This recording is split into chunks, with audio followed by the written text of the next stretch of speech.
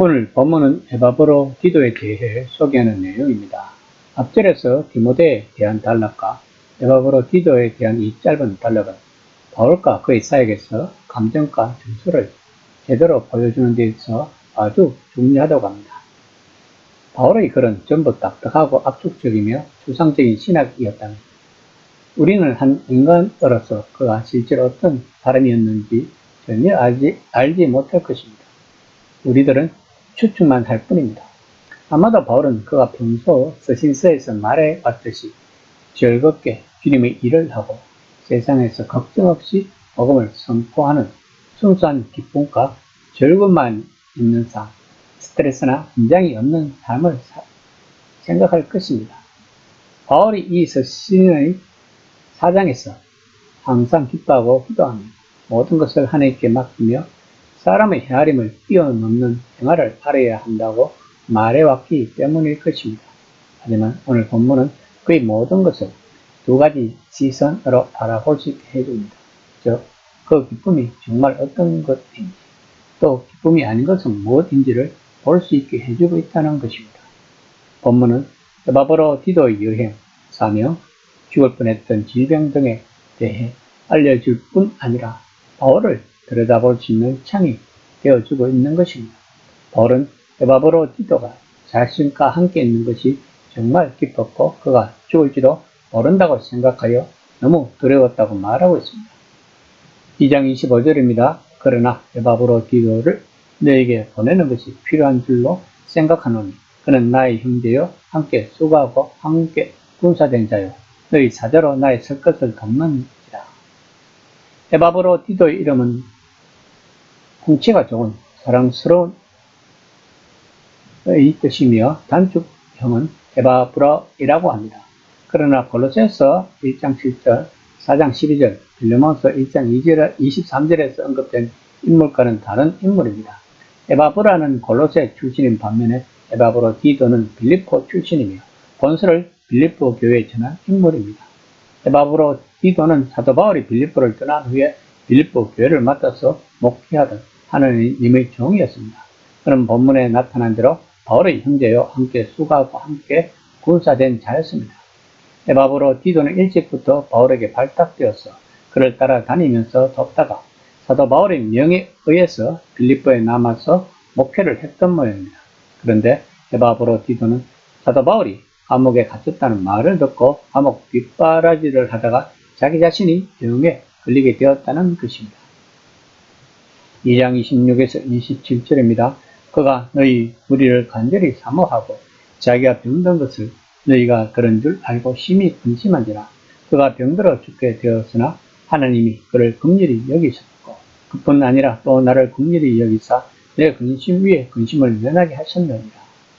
본문에서 바울은 하나님이 에바브로 디도만 불쌍히 여기신 것이 아니라 자신도 불쌍히 여기셔서 또 다른 슬픔을 겪지 않게 하셨다고 말하고 있습니다. 이에 우리들은 이렇게 묻고 싶을 것입니다. 왜 우리에게 말씀하신 대로 슬픔을 내려놓고 그냥 기뻐하실 수 없나요?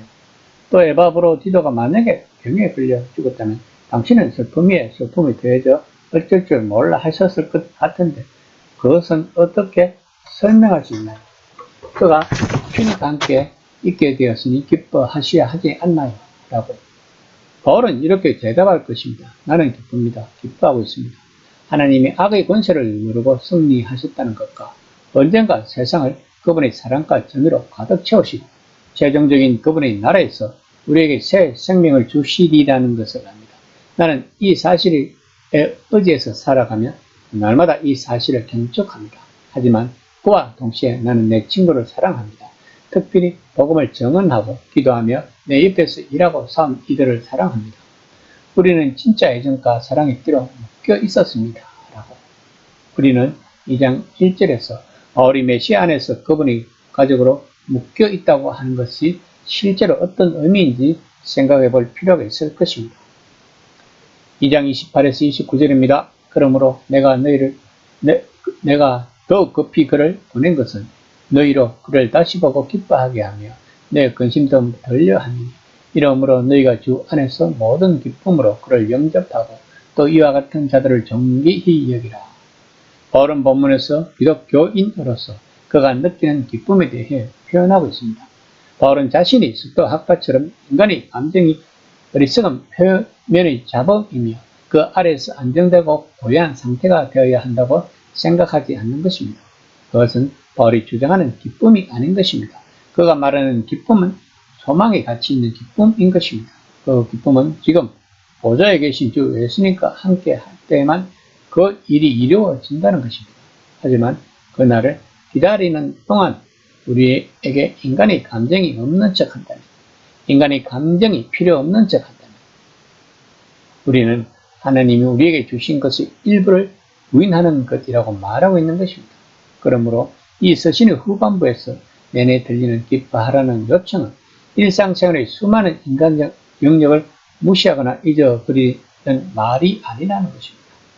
예수님이 걸어가신 겸손의 순종의 길에는 친구의 무덤가에서 그리고 겟세마네에서 흘리신 고뇌의 눈물이 있었다는 것을 알아야 할 것입니다. 2장 30절입니다. 그가 그리스도의 일을 위하여 죽게 이르러도 자기 목숨을 돌아보지 아니한 것은 나를 섬기는 너희의 일에 부족함을 채우려 함이니라. 본문에서 바울이 에바브로 디도에 대해 이야기한 것을 보면 그도 디모데처럼 2장 1에서 11절까지에서 제시한 길을 따랐다는 것을 알 수 있습니다.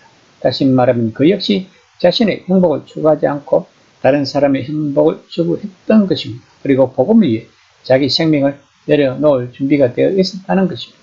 또한 왕이신 주 예수를 생생하게 보여주는 사람이었다는 것은 바울은 이야기하고 있는 것입니다.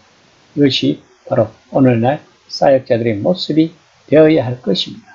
이 시간 나는 과연 에바브로 디도처럼 나의 인생을 예수님에게 올인을 하고 있는지 한번 생각해보는 시간이 되었으면 합니다.